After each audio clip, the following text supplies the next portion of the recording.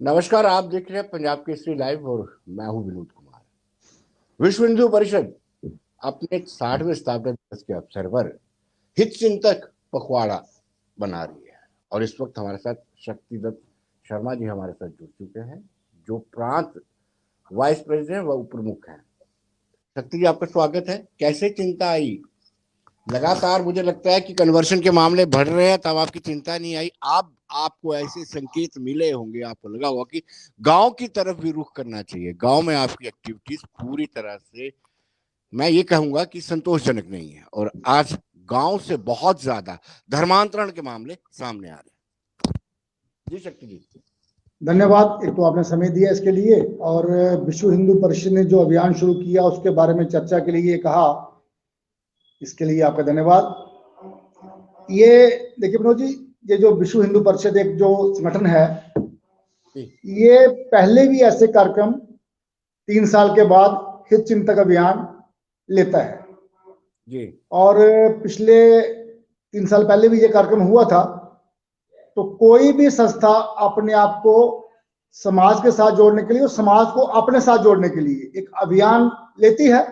सारी पार्टियां लेती होंगी, एनजीओ लेती हैं।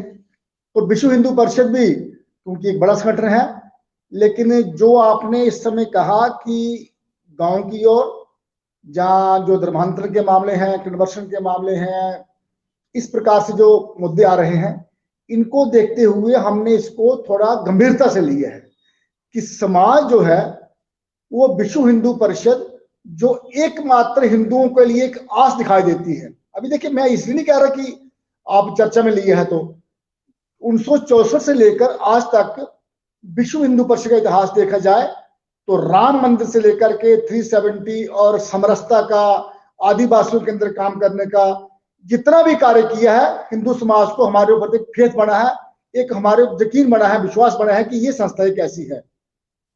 इसलिए हमने ये अभियान शुरू किया कि समाज तक हम पहुंचे और समाज हमारे साथ जुड़े, क्योंकि हम विश्व हिंदू परिषद के लिए कुछ नहीं करेगी।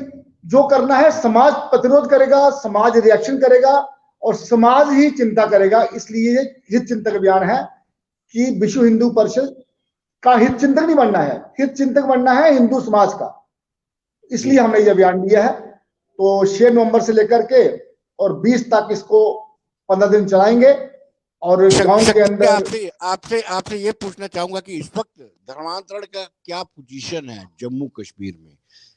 देखिए, इसमें कहने में कोई कुछ धर्म हेल्थ के नाम पर, एजुकेशन के नाम पर बरगला देते हैं और हमारी जो कमजोर तबका है, जिनको हम टच नहीं करते हैं, हम शहर तक महदूद रहते हैं, वो फिर उस तरफ टिल्ट हो जाते हैं।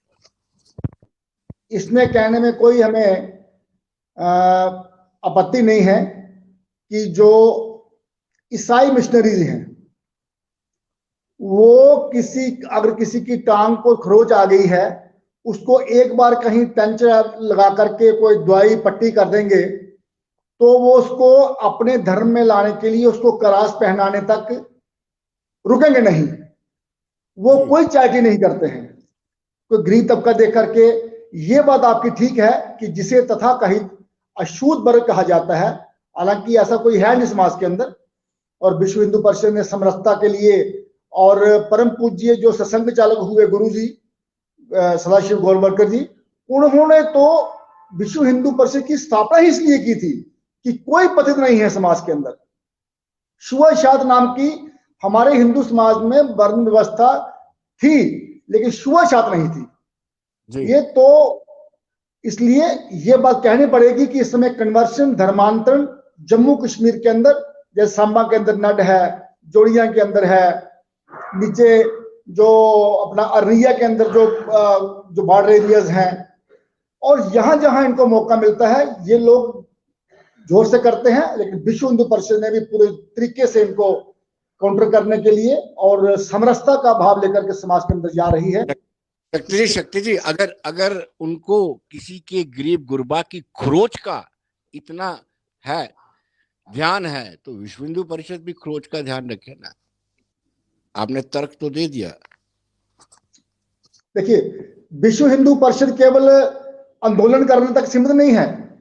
आज जितने सेवा कार्य हैं, आदिवासी क्षेत्र से लेकर के और बस्तियों तक, जम्मू कश्मीर के अंदर भी धनसाल से लेकर के और अखनूर, परगवाल, जम्मू शहर के अंदर, इन सब बस्तियों के अंदर जाकर के, वाल्मीकि संस्थाओं के अंदर जाकर के और सेवा कार्य विश्व हिंदू आशा। अभी तो जब राम मंदिर बन गया तो एक चर्चा हुई बड़ी कि अभी विश्व हिंदू परिषद का आगे क्या करना है। तो कुछ लोग जज्बाती थे कि भाई नवा मंदिर का इशू ले लो, काशी का, विश्वनाथ का। लेकिन जो हमारे संगठन के ऊपर पदाधिकारी हैं उन्होंने कहा कि हमारे पास एक सामाजिक समरसता का एकमात्र जो उसको लक्ष्य लेकर के चलना चाहिए, और वो तब होगा जब हम सेवा कार्य में आगे बढ़ेंगे। इसलिए विश्व हिंदू परिषद सेवा कार्यों के द्वारा चल रही है, लेकिन इनका मुकाबला भी हम उसी से कर सकते हैं, ये बात ठीक है। आपने ये भी सोचा है कि जो युवा पीढ़ी है उनको सनातन संस्कारों का ज्ञान नहीं है, वो भी जागरूक करेंगे अगर आप इस अभियान, इस पखवाड़े की बात करते हैं। क्या आपको नहीं लगता है कि वेदों की जानकारी भी देना जरूरी है? विश्व हिंदू परिषद एक, जिसे कहते हैं कि अपने आप में एक संपूर्ण संस्था है। तो भिन्न भिन्न शास्त्रीय, जैसे हमारे बजरंग दल है, जो वो युवाओं के अंदर है कि जोशीला काम, कहीं प्रोटेस्ट करना है, जहां कहीं किसी बात, कोई रक्षा की बात आती है तो बजरंग दल है। अभी मठ मंदिर एक विभाग है हमारा, तो जो मठों के अंदर, मंदिरों के अंदर जो अर्चित पुरोहित विभाग है हमारा, और ये जो धर्म यात्रा संघ है, ये हम लोगों ने विश्व हिंदू परिषद के अंदर बांट रखा है कि कौन किस क्षेत्र में कार्य करेगा। तो हमारी जो आने वाली जो पीढ़ी है उनको बजरंग दल भी संस्कार देगा, जो मठ मंदिर विभाग है वो भी संस्कार देगा, और जो हमारे जो गुरुकुल वगैरह हैं इनके अंदर हम लोगों ने एक अपने जुड़ बना रखे हैं जो कि आने वाली पीढ़ी को संस्कार करेगा। और देखिए, धर्मो रक्षति रक्षता, ये पढ़ लिख करके एमबीए कर जाएंगे, ये पढ़ लिख करके डॉक्टर बन जाएंगे, साइंटिस्ट बन जाएंगे, लेकिन जब तक बेसिकली इनके अंदर राष्ट्र के प्रति चिंता नहीं है, कुछ भी इनके होने वाला नहीं है। इसलिए राष्ट्र धर्म सर्वोपरि, ये हमारा मान करके। शक्ति जी, वेद विद्या और ज्ञान का आपने जिक्र नहीं किया। मैंने पूछा कि वेदों का भी ज्ञान होना चाहिए कि नहीं? बिल्कुल जी, मैंने कहा ना, जो मठ मंदिर हैं उनके अंदर हम लोगों ने यही किया है कि वहां वेदों का, जो संस्कृत का, अच्छा, संस्कृत के अंदर हमने एक अलग से विभाग बनाया हुआ है जो संस्कृत को बढ़ावा देगी। तो इसलिए विश्व हिंदू परिषद ने भिन्न भिन्न आयाम जो है वो सौंप रखे हैं। तो इनके द्वारा हम लोग, वेदों की तो बात ही नहीं है जी, वेद तो हमारे प्राण है, सनातन हमारा प्राण है, इस देश का प्राण कोई है तो वो वेद है। उनके वो नहीं है तो हमारी संस्कृति क्या है। शक्ति जी, मैंने एक ना स्वर्गीय सुषमा स्वराज जी का वो पढ़ा था कि मैंने उनका भाषण देख रहा था। उन्होंने कहा कि संस्कृत, हाँ, कर्नाटक के अंदर था। संस्कृत सबसे ऐसी लैंग्वेज है जिसको कंप्यूटर भी आसान है, लेकिन हमारे यहाँ संस्कृत की लुप्त होती जा रही है। ये भी आपकी जिम्मेदारी बनती है। देखिए, अगर हम इसको कहें कि विनोद जी, एक बात देखिए, पिछले 10 साल पहले जो संस्कृत के प्रति रवैया था, मैं अभी उसको आप जोड़िए मत उसके साथ की जो मोदी गवर्नमेंट आ गई है, ऐसा नहीं जी, लेकिन वो भी ठीक है, उन्होंने बड़ा किया इसके लिए। लेकिन एक बात मान के चलिए कि संस्कृत के प्रति समाज का एक रुझान फिर से आया है जी, और ये जो हमारी संस्थाएं हैं सनातन के प्रति जो कमिटेड हैं, उनकी वजह से भी आया है। और समाज के अंदर कुछ और भी अनजूझ काम कर रही हैं संस्कृत प्रति, लेकिन आज संस्कृत को कोई अशुद्ध नहीं माना जाता। हर व्यक्ति, जहां कभी मैं देखता हूं कोई भाषण कर रहा है, कोई डिबेट में हिस्सा ले रहा है, तो 2-4 संस्कृत के लफ्ज बोल देता है तो समाज उसको एक अच्छा मानता है। हम घर में पूजा पाठ के लिए जब पंडित जी को बुलाते हैं, किसी विद्वान को बुलाते हैं, तो जब हमारे घर में संस्कृत का उच्चारण होता है तो मन शांत होता है और समाज इस बात को बड़ी गंभीरता से ले रहा है, श्रद्धा से ले रहा है।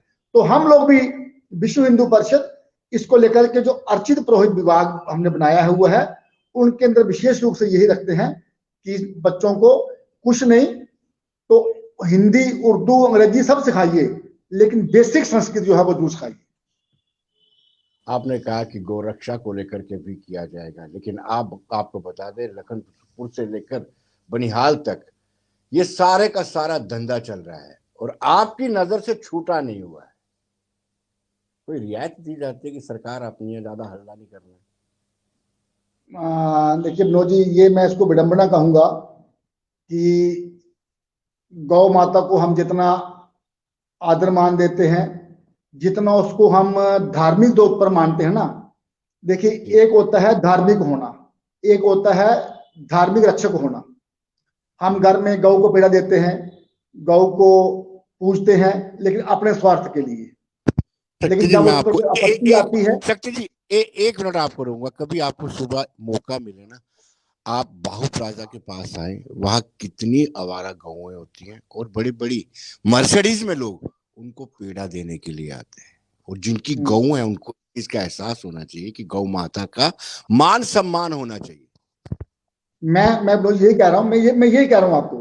हम लोग अपने स्वार्थ के लिए, अपने भले के लिए उनको पीड़ा देते हैं, उनकी पूजा करते हैं कि हमें पुत्र प्राप्ति हो, हमें धन लाभ हो। लेकिन जब रक्षा की बात आती है, वो हमारा ही समाज है जो गौओं को सवेरे दूध निकाल करके खोल देता है। मुझे बड़ा कष्ट होता है पर्सनली। मैं सवेरे देखता हूं आते जाते कि लोगों में कितनी अच्छी अच्छी गायें जो है, कितनी अच्छी नहीं भी हो, गौ माता है, हमने रखी है, तो उनको खोल देते हैं।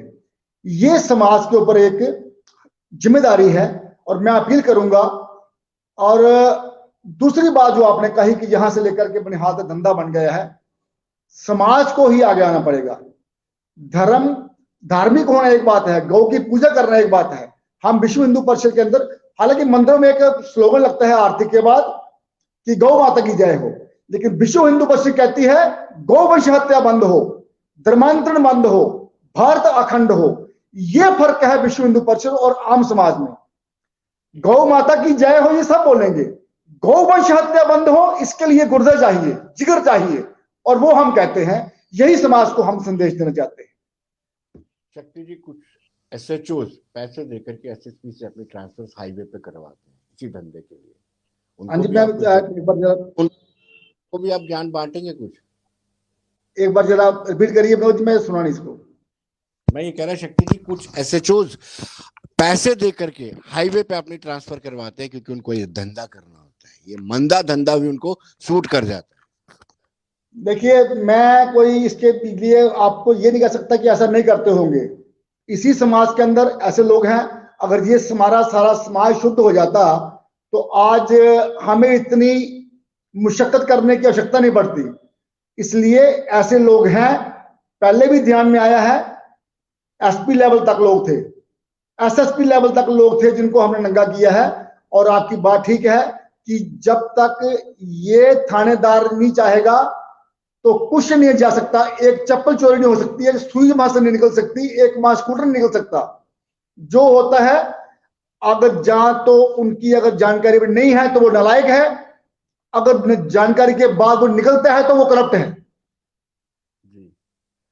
चौकी अफसर that is the smallest unit. और चौकी से थानेदार से कोई चीज निकल जाए तो समझ लेना चाहिए कि जहां नालायक है, जहां करप्ट है। ये मैं मानने को तैयार हूं। मठ मंदिरों की सुरक्षा की बात आपने की, और कुछ ही दिनों में, कुछ आपके इसी टेन्योर में काफी जगह मंदिरों को क्षतिग्रस्त किया गया, चाहे डोडा हो, बठिंडी हो। कोई एक्शन नजर नहीं आया क्योंकि आपकी अपनी सरकार है। नजर डर लगता है आपको? जब आप कहते हैं ना अपनी सरकार है तो मुझे भी डर लगता है आपसे। और मुझे अपने ऊपर कई बार थोड़ा दिमाग भी आसमान में आ जाता है कि मेरी सरकार है। लेकिन ये बात ठीक है, समाज ने उसका प्रतिकार किया है, लेकिन सरकार से जो एक्शन चाहिए था वह हुआ नहीं। आप शंभू में शिवलिंग को लात मारने से लेकर के डोडा किश्तवाड़ और रजौरी के अंदर जो घटनाएं हुई मूर्तियां तोड़ने की, वो एक सोची समझी प्लानिंग के तहत हुआ। समाज के अंदर वैमनस्य फैलाने के लिए हुआ, जहां हिंदू समाज को ललकारने के लिए हुआ। लेकिन जितना एडमिनिस्ट्रेशन की तरफ से होना चाहिए था वो मैं मानने को तैयार है कि हुआ नहीं। हालांकि समाज ने उसका प्रतिकार किया है। तो हम यही चाहते हैं कि समाज इसके लिए जागृत हो। विश्व हिंदू परिषद लगी हुई है कि हिंदू समाज जागृत हो। विश्व हिंदू परिषद क्या करेगा? तो समाज का अंग है एक। हम लोगों ने जो आज तक किया वो समाज को इसके लायक बनाने के लिए कि जो इस तरफ कुछ करेगा, जो सनातन को प्रहार करेगा, उसका प्रतिकार करने के लिए समाज तैयार हो, इसी के लगे हुए, इसके लिए कटिबद्ध है। शक्ति जी मजबूर भी है, आपकी बातों से लगता है कि आपकी मजबूरी झलक रही है। अगर दिल्ली में यूपीए की सरकार होती और यहाँ पे सिलेक्टिव किलिंग होती, 48-48 का बंद जो है, घंटों का बंद आप नहीं रखते तो मेरा नाम बदल दीजिए आप। अब मजबूरी है, क्या करें। नहीं, मजबूरी नहीं बदली। देखिए, जब बड़ा सिलेक्टिंग कठिन हुई थी, बड़ा हम कठिन लोगों ने सवाल, तुरंत कश्मीर के प्रस्थान करने की बड़ा कोशिश किया। बड़ा कठिन सवाल पूछ लिया मैंने, बहुत कठिन सवाल पूछ मैं आप तो कठिन ही पूछते हैं, क्योंकि जब आपने बुलाया है तो आप तो थोड़ा हमारी इंटरोगेशन करेंगे। लेकिन देखिए, जो सिलेक्टिव किलिंग्स हो रही हैं, ये हमें कहना चाहिए कि ये हमारे ऊपर ब्लाट है। अब सुरक्षा की दृष्टि से कोई कमी रह गई है ऐसा नहीं है, लेकिन एक बात हमें करनी पड़ेगी कि कुछ ढील भी दी जा रही है कश्मीर के अंदर। नाकों के ऊपर चेकिंग कम हो गई है, किस लिए हुई है पता नहीं, लेकिन जो व्यक्ति वेपन लेकर के वहां से फ्रिस्क कर जाता है, वो कहीं ना कहीं हमें करना चाहिए। और ये सिलेक्टिव किलिंग्स एक हमारे ऊपर कहीं ना कहीं आ रहा है ब्लाट, तो पूरी तरीके से हम लोगों ने प्रेशर बनाया हुआ है। और अखिल भारतीय स्तर पर भी कश्मीर की चिंता पूरी है, तो कोशिश करेंगे कि ऐसा वातावरण वहां ना हो। जी शक्ति जी, हम चाहेंगे कि आप हितचिंतक बनाएं, जो धर्मांतरण के लगातार मामले बढ़ रहे हैं उनको रोके, मठ मंदिरों की सुरक्षा करें, युवा पीढ़ी को आप सनातन के संस्कार दें, आप इसमें कामयाब हो। धन्यवाद, समय का अभाव था। शक्ति जी बहुत बहुत शुक्रिया। धन्यवाद।